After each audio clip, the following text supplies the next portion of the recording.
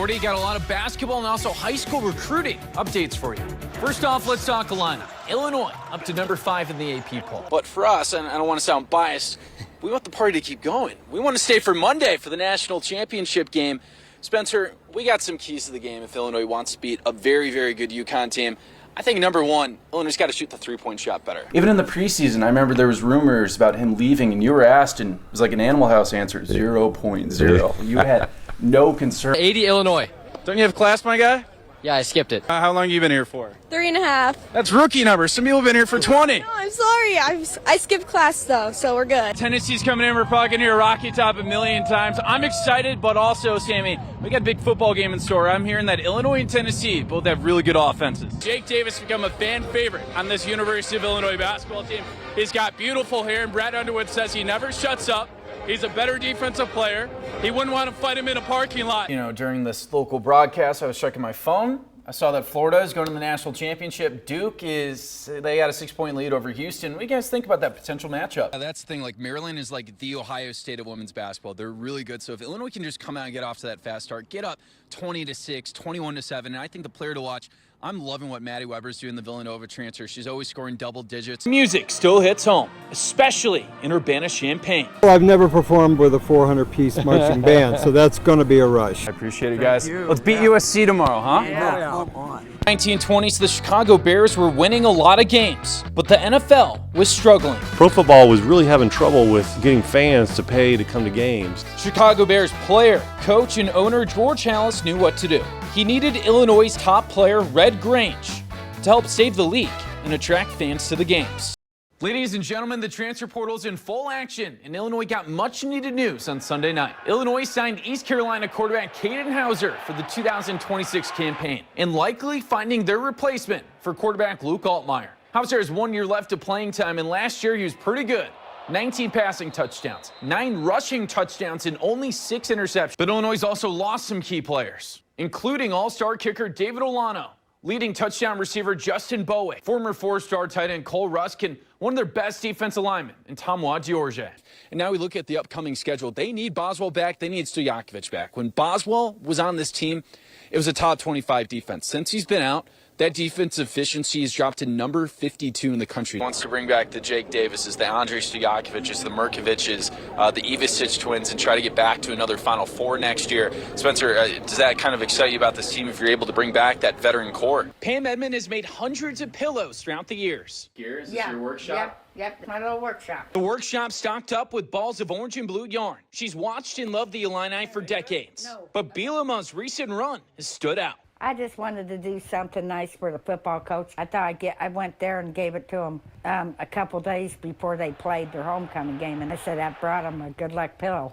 Good luck, you say. The touchdown underdog Illini beat USC on a game-winning field goal. And after the big win, Bielema made sure that Pam knew that gift was received. Brett's wearing his Friday flip-flops. He's got a big smile, holding your pillow. Like, does that just make you happy? It does. I didn't expect anything, but it was nice that he did that for me, and then they gave me this thing that says, "Hail to the Orange." Bielema's not the first pillow recipient. She's made one for Bruce Weber and donates dozens to charities, and has made other artwork, needlepoint artwork, and sent it over to Chatham, Illinois after the April crash. When she makes art, she remembers what her mother tells her. She says when I make signs and stuff like that, doing God's work, I just really enjoy doing things like that for people. And our Fox and ABC anchor Eliza Petrie, an Illinois alum, she said on air that she wanted one of those pillows. Pam found out and personally made one for Eliza just before Christmas. How sweet. We're speaking with the mayor of Arlington Heights. He is confident that the Chicago Bears will move to his city and reject Indiana. I think Governor Pritzker's a very bright man. He's a wise man. He's planning to run for president of the United States in a couple of years, and he needs to get this done and not lose the Bears for the state of Illinois. The Bears are facing an annual property tax bill of around $100 million. They build a new stadium in Arlington Heights. The football team and the mayor, they want to slash that bill and make the payment closer to what the Bulls and Cubs pay. But they need the state government to pass a bill, which would give them that power. Without it, they won't come. Without the mega projects bill, they'll go to Indiana. The House and Finance Committee, they are having discussions. Some Chicago lawmakers who would prefer the Bears stay in the big city are now open to Arlington Heights. but we are moving with all deliberate speed. We're having real conversations. We've had great progress, and I choose to believe that in short order we will find a way to get to a package that works for all involved and all interested parties. Chicago Bears also want more than $800 million in taxpayer funding to pay for public infrastructure projects around the new stadium. That can include sewers or highways. And part of that money could come from the current motor fuel tax funds. State funds are, in the words of Governor Pritzker, they're always available for development purposes like that. Well, let me tell you, I know the Bears want to be here. The Bears have wanted to be here for 40 years. If they were given all things equal and everything done and ready to go, they're coming to Arlington Heights for sure, in my opinion. And the committee would need 11 out of 20 votes to advance it to the amendment stage before it could head to the House and Senate for a full vote. I'm Carson Gourdie. Back to you. Men's baseball in Illinois, they go way back. Heck, even 25 years before Babe Ruth was even born. As Kat talked about, Springfield had women's baseball in the 1800s. The peak of professional women's baseball was back in the 1940s and 50s. With many MLB stars serving in World War II, there was a vacuum to fill. In 1943, Philip Wrigley, an executive of the Chicago Cubs, started the most famous pro-women's baseball league yet. Most of you have seen the movie A League of Their Own. League that, by the way, consisted of teams in Chicago, Rockford, and yes, Springfield, Illinois. The league was popular, but by 1954, it would shut down. Cat Williams used to play pickup baseball games.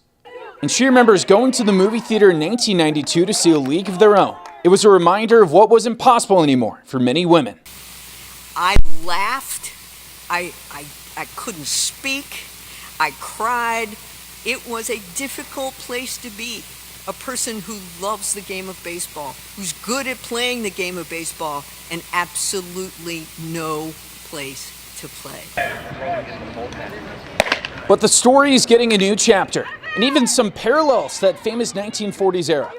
Instead of Wrigley Field, hundreds of women recently tried out at the Washington Nationals MLB Stadium, but only 60 women will make the cut for the first season. We have women from all across the world: Japan, South Korea, Mexico, obviously the United States. These are the most badass players on the planet, Dave. And if you haven't seen what's happened in the WNBA, women are fantastic, and they can play at the elite level.